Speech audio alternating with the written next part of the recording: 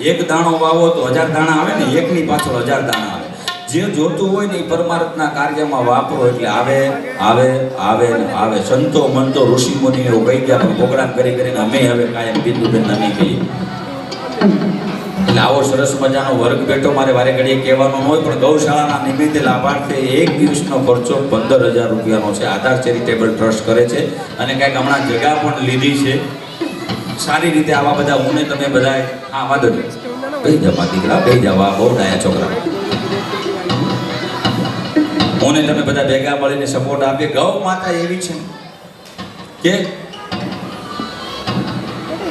33 કોટી દેવતા તો એની અંદર છે, બધાને ખબર જ છે. તમને મને આપણા બાપ દાદા વખતથી ગાવ રાખીએ એટલે ખબર જ છે કે 33 કરોડ દેવતા ગૌની અંદર છે. બેન બેન એ તો બધાને ખબર જ છે, પણ તમને એ ખબર નથી કે તમને કદાચ જો પિત્ત થઈ ગયું હોય, શરીરમાં પિત્ત થઈ ગયું હોય તો ડોક્ટર પાસે નહીં જવાનું. ગાયનું દેશી ગાયનું તાજું દૂધ લ્યો ને એમાં એક આપણે સોડા નાખો, એક ચમચી સોડા નાખીને દૂધ હલાવીને તમે પી જાઓ, 10 મિનિટમાં તમારું પિત્ત બેસાડી દેશે. ગાયના દૂધમાં એટલી તાકાત છે મારો બાપ, એટલી તાકાત છે. તમે બધા પટેલો બેઠા એટલે તમને મારી કરતાં વધારે ખબર હોય. હા જ્યાં મજા આવે ત્યાં પૈસા નાખો વાંધો નહીં, જ્યાં મજા આવે આગલા પડકારા કરતા રહેલો. મને એમ લાગે મારું દોણામાં જાય.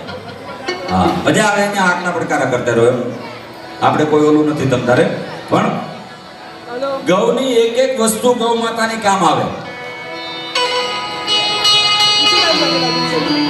ગૌમૂત્ર લઈ લો, તમને ગમે એવો રોગ થઈ ગયો, ગમે એવી ખંજવાળ થઈ ગઈ હોય, ગૌમૂત્ર ભેગું કરીને ગૌના મૂત્રથી સ્નાન કરી નાખો એટલે 3 મહિનામાં તમારી ખંજવાળ કાઢી નાખે. એ ગૌ માતા. હમણાં આપણો ગૌમૂત્ર ગૌ રક્ષક એક ટાઈગર આવ્યો છે મારા સાવરકુંડલામાં. બધા એને વિડીયો જોયેલો છે, બધાને ખ્યાલ જ હશે. ગૌના છાણથી નાય છે રોજ, કોઈ સાબુ લગાડવાનો નહીં, કોઈ બાપા ડાયા બાપા કાશો ગૌના છાણથી ભેગું કરીને ગૌનું છાણ માથે લગાડીને નાય છે, ગૌમૂત્રથી સ્નાન કરે છે. એટલું એક ગૌની એક વસ્તુ આપણને કામ આવે છે. પેલા મને વિચાર તો કરો, ગૌમૂત્ર કામ આવે, ગૌ છાણ કામ આવે. એક યજ્ઞમાં જ્યાં સુધી ગૌ માતાનું છાણ જે ન આપણે કુંડા કહેવાય ન હોય ત્યાં સુધી યજ્ઞ ન હોય. દેશી ઘી તો કે યજ્ઞ ગાયનું ઘી લાવો તો યજ્ઞ તમારો ફૂગે. લાખો રૂપિયા કરોડો રૂપિયાનો યજ્ઞ કરો પણ દેશી ગાયનું ઘી ન લાવો તો એ આહુતિ ન ફૂગે માતાજીને. તમે વિચાર તો કરો, દેવ શક્તિને માં ગૌ માતા એટલી વાલી છે કે એની એક વસ્તુ માતાજીને પણ ભગવાન ભોળિયાનાથને પણ પ્રિય છે. એના નિમિત્તે જે તમે કરી રહ્યા છો બહુ સારી વાત છે, કરતું જ રહેવું જોઈએ. પણ ભોળાનાથને આપણે યાદ સે શક્તિ કેરો સારો જટા પર બંધ વહેલો રાત ના કડરો નો ડમડમા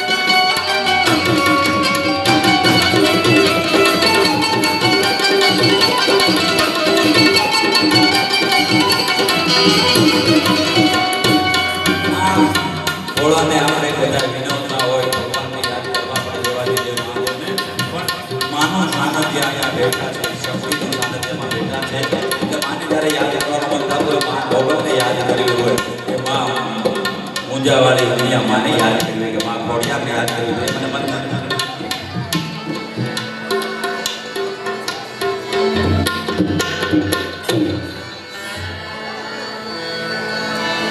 મોગલ માં તો ધીકો ધણી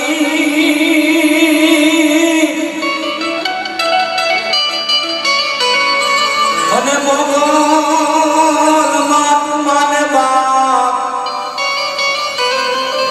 પણ આજા તાજામાં સર્વ સુખી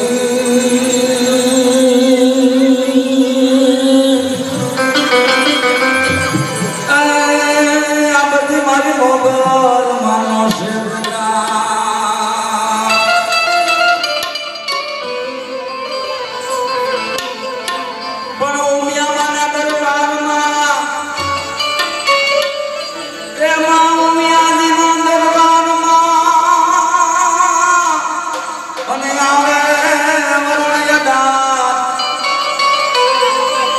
પાણી પીવે મુંજા ગામતણા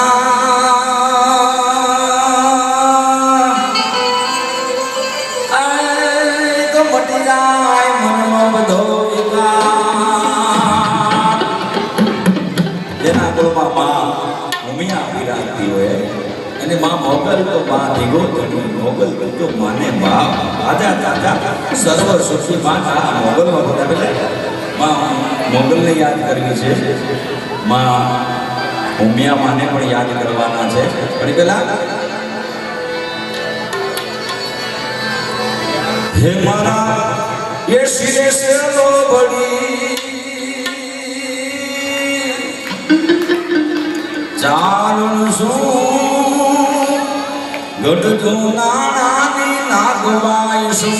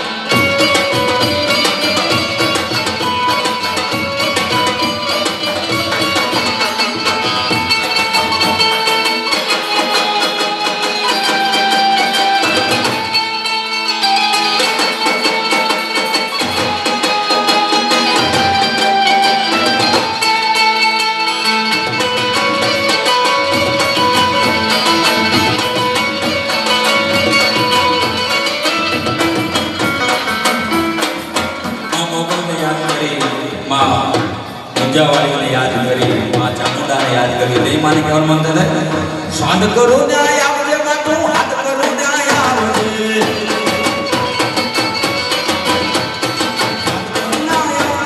સાદ કરો ન્યાય આવજે,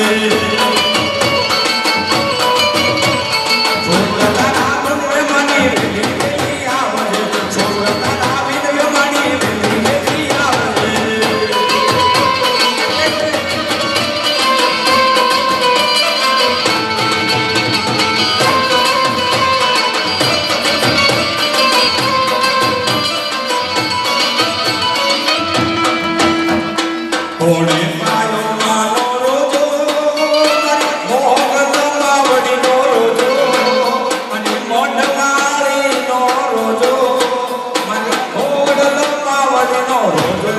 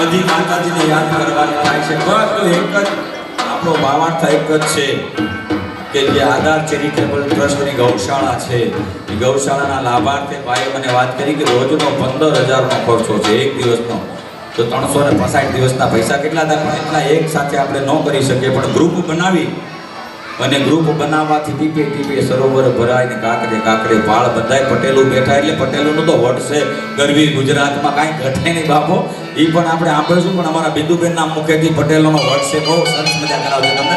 પણ એની પહેલા